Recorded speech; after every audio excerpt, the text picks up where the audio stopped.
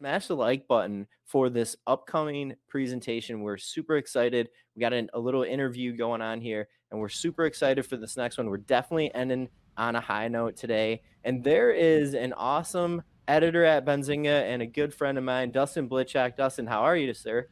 Good afternoon, Brad. I'm excited to be here. Awesome. I'll let you take it away with our interview.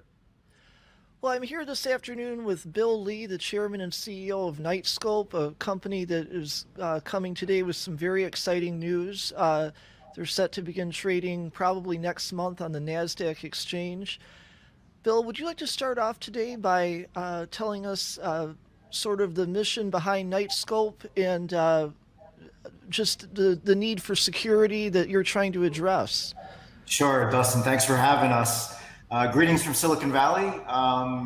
Our slightly ambitious long-term mission is to see if we can make the United States of America the safest country in the world. And we have developed and deployed these autonomous security robots to provide officers and guards really smart eyes and ears for them to be able to do their jobs much, much more effectively. It's a unique combination of autonomous self-driving technology, robotics, artificial intelligence, and electric vehicles. And proud to say that we've now operated over 1 million hours across the country, and we hold contracts from Hawaii to Rhode Island, and actually started to provide a positive impact to society. If you go to knightscope.com, please visit the crime page so you can see the results. How many models do you have of the autonomous security robots? And could you talk a little bit about the different types of technology that you're already deploying to detect crime? And, literally, how are these robots operating? What are they using to see around them? Yeah, so there's multiple models. There's the robot that takes your job, the other one that kills you. Oh, sorry.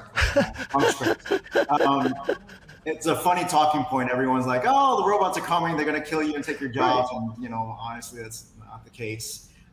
So we have 3 autonomous security robots in production.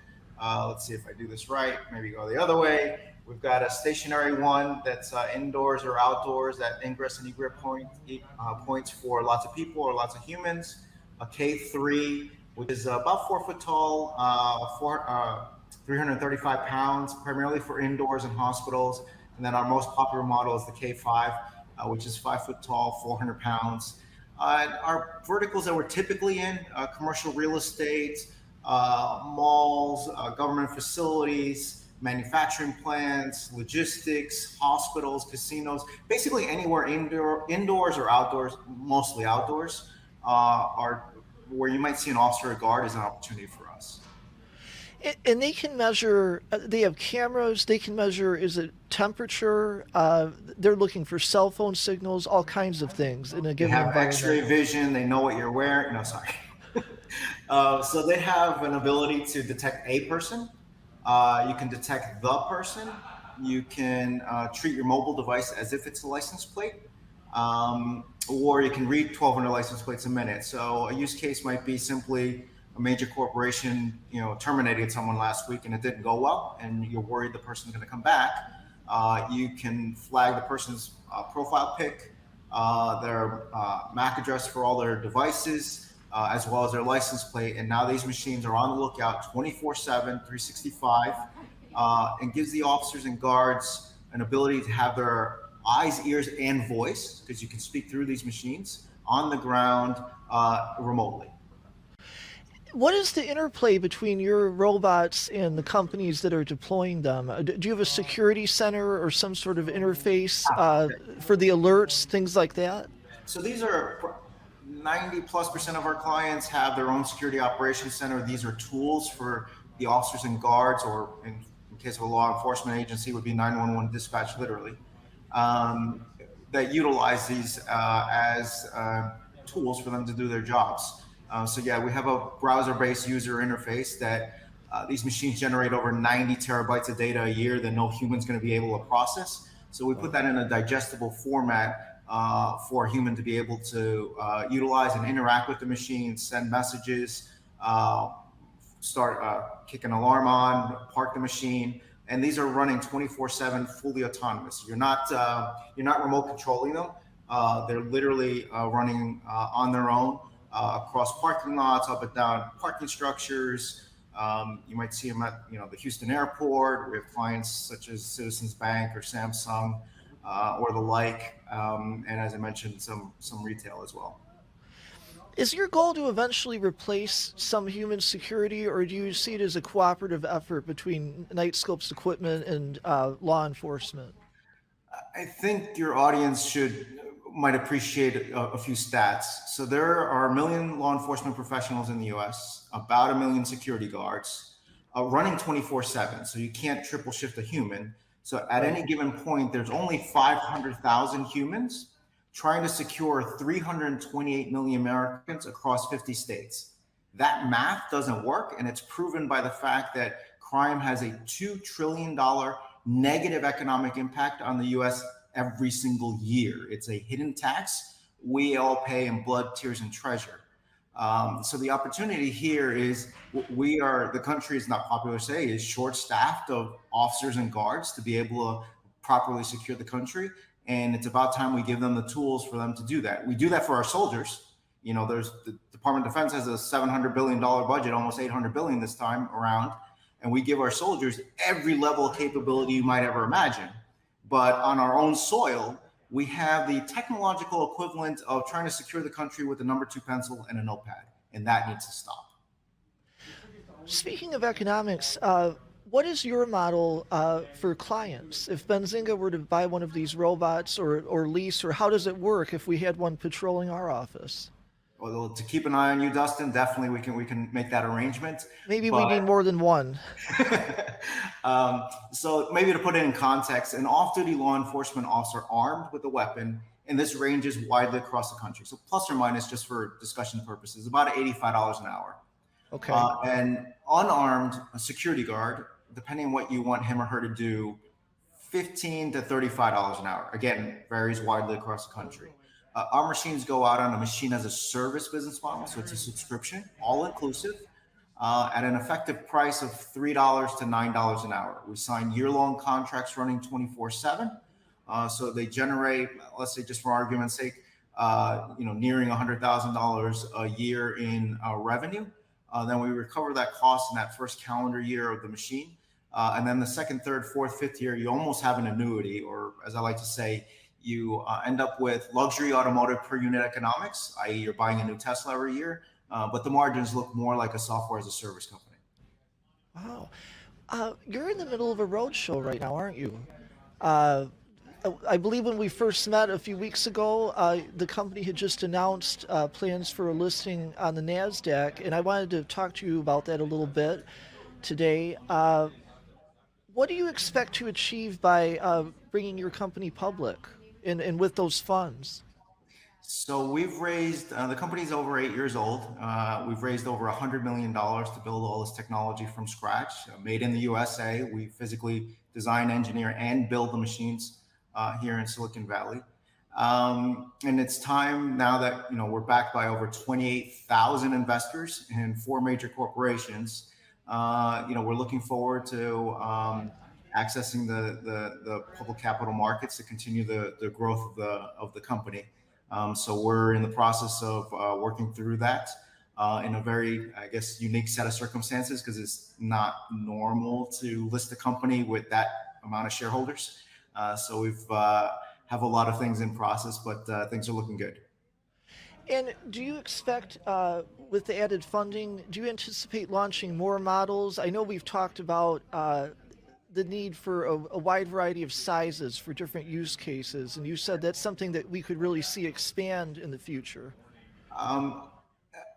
The way I think about it is, if you're serious about the mission, like you want to make the US the safest country in the world, like criminals and terrorists don't care that you secure casinos only or hospitals only or corporate campuses and schools. They're basically everywhere. So if you want to really be serious about this, we kind of need to be everywhere, and indoors and outdoors. So you're going to need a extra small, medium, large, extra large versions of the machines to cover all 50 states and every kind of nook and cranny. And I think that's part of the next 10 to 20 years of building out a very large portfolio of products. but they also need to do much more than they do today. We want the machines long-term to be able to see, feel, hear, and smell, and do 100 times more than a human could ever possibly do. And then now we have a chance, my long-term, aspiration is to put 1 million of these machines out there to complement the 2 million humans that are willing to take a bullet for you and your family. But the level of technology that we provide to them is certainly beneath the dignity of this country. And so I think over the long term, we'll be able to achieve that. And as always, we're profoundly grateful for our investor base that have helped us write the first chapter in Knightscope. I know we talk a lot at Benzinga about different stocks that are autonomous plays, and this has got to be one of the most interesting ones I've ever seen. Did you build that autonomous technology in-house? Do you have tech partners that you're working with? How does that look at Knightscope? Yeah, we pretty much design everything in-house. We engineer it. It's a little pre-COVID, we used to have people over before signing a bunch of contracts that don't allow us to have lots of visitors. But who designed all this stuff? Well, we did. Well, who engineered all this stuff? The mechanical, software, firmware, electrical, we did. So where in China did you get these built? And I just want to just strangle and come over and, let's go next door here and we can show you that we're building them ourselves. So we do everything in-house. I think we are a very unique play in the autonomous space. Depending on who you believe, $80 billion has been invested in autonomous technology. There's 200 plus companies working on it. The collective revenue is close to zero. And I think that speaks to how difficult it is to operate in the real world with real clients. And you already are. Yeah, we've generated over $13 million of lifetime revenue thus far. And some folks would like to see that higher. No matter what number you put out there, it always needs to be higher.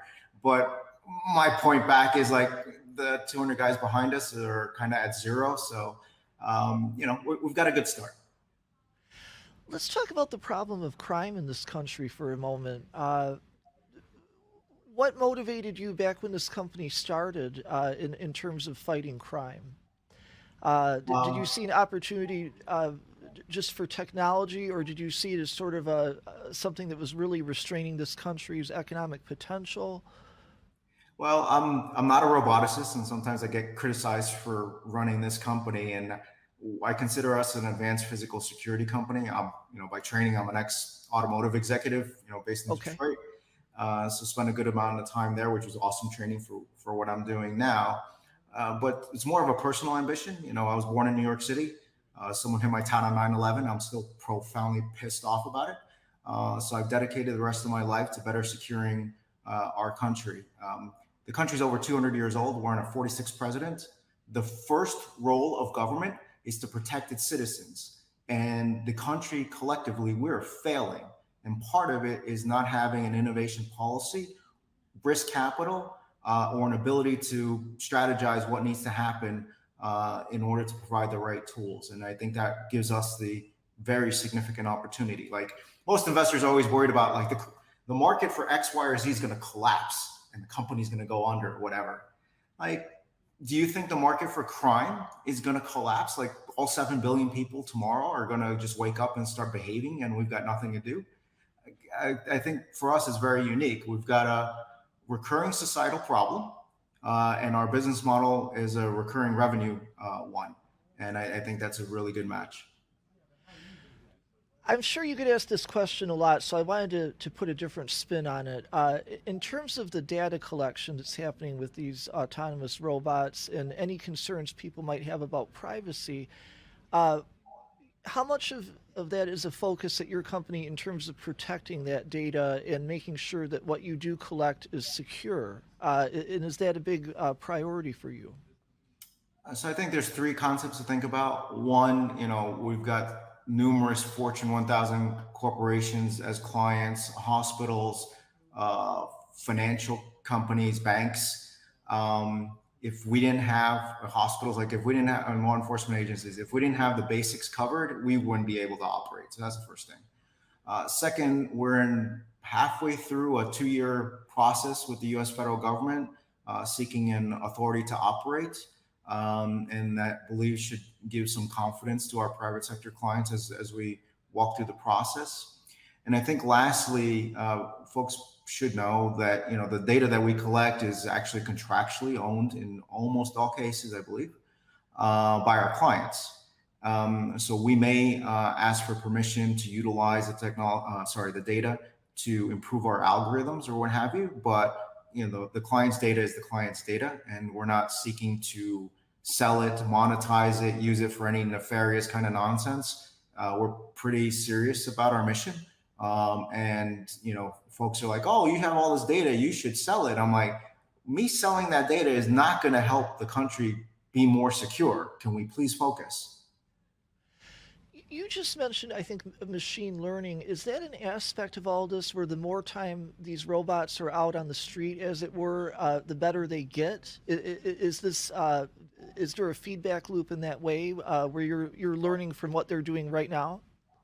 It's early days, but over time, yes. So one example would be we used to have, so we have our clients down our throat, literally 24/7, because they have an instant messenger chat with our staff that operates these, that supports these machines all day and all night long. And, hey, can you please move the robot over here? No, can you please move the robot over here? All we need to do is like, okay, you know what? Why don't we build you a patrol scheduler so you can go online and adjust the patrol as if you're the security supervisor for some man guarding kind of operation.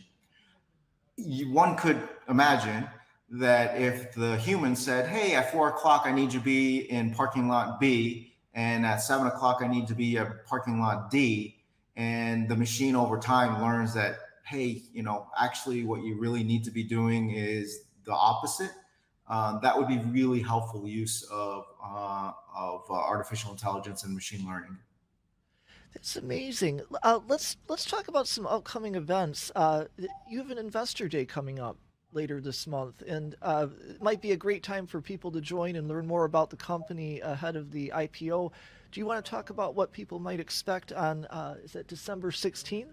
Yep, December 16th will be 90 minutes, I think, 20, 30 minutes of me literally walking through the investor deck, and then 60 plus minutes of me getting grilled by some live Q&A. And I'm happy to do it. Our investors have been extremely supportive, and the least I can do is spend the time. I think another way we've been able to communicate with our investors is if you go to Knightscope.com and visit the investors page, that little blue icon at the bottom right, that is not customer service. That is not a service bot. That's me, the CEO, answering questions 7 a.m. to 7 p.m., 7 days a week for our investors to kind of help them through their diligence process and, kind of general investment related questions. So we try to be, as reasonably available as possible and try to be responsive and respectful. You may not like the answers we give you, but we do try to respond. I know when I edit stories about a company that's going public, one thing that often comes up is whether they have any competitors. Do you have any competitors, or are you kind of out there on your own in this space, breaking some ground? I mean, how do you view your place in the market? Competition is always good. There have been numerous attempts to compete against us, both startups and major corporations. Pretty much almost everyone has fallen on their face, given up, or gone bankrupt. I believe we're the only ones at any reasonable scale across the country. But, like in almost all sectors, competition does breed excellence. And, technology changes quickly. I almost welcome more folks trying to help the country, frankly. Like, I'm more focused on fixing the problem for our quote unquote client, which is the US, as opposed to, can we be the market leader for never end? That's kind of not the goal here. We need to fix the problem because obviously both the public and private sector can't seem to get their arms around this.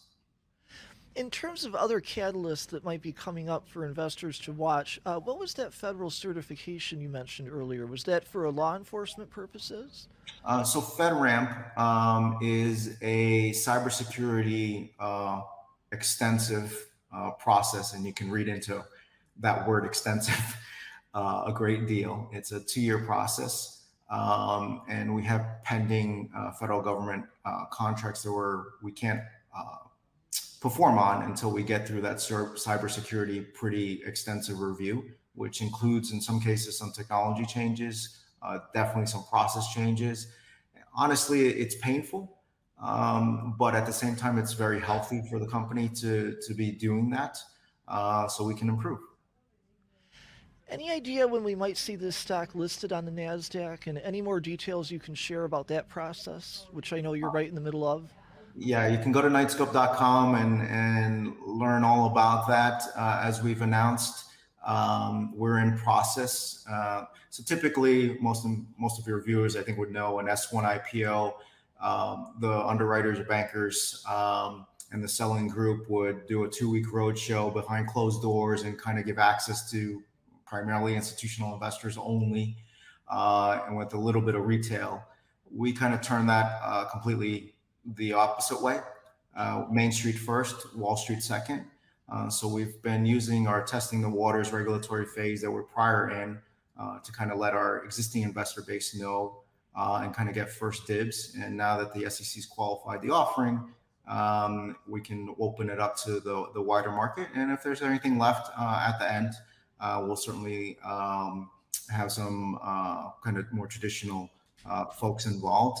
I think in the press release, we said it would be a 30 to 45 day process, subject to market conditions, obviously. But if at this pace, I think, sometime in January might be an opportunity, but, we'll see. Well, this is a very exciting time for you to talk to us here at Benzinga, and I really appreciate it, Bill. Is there anything else before I go that I overlooked today with you? The one thing you and your audience Uh-oh. need to remember: long Knightscope, short the criminals. Thank you so much. Absolutely. Good stuff. That was awesome. Thank you, Dustin. Thank you, Bill.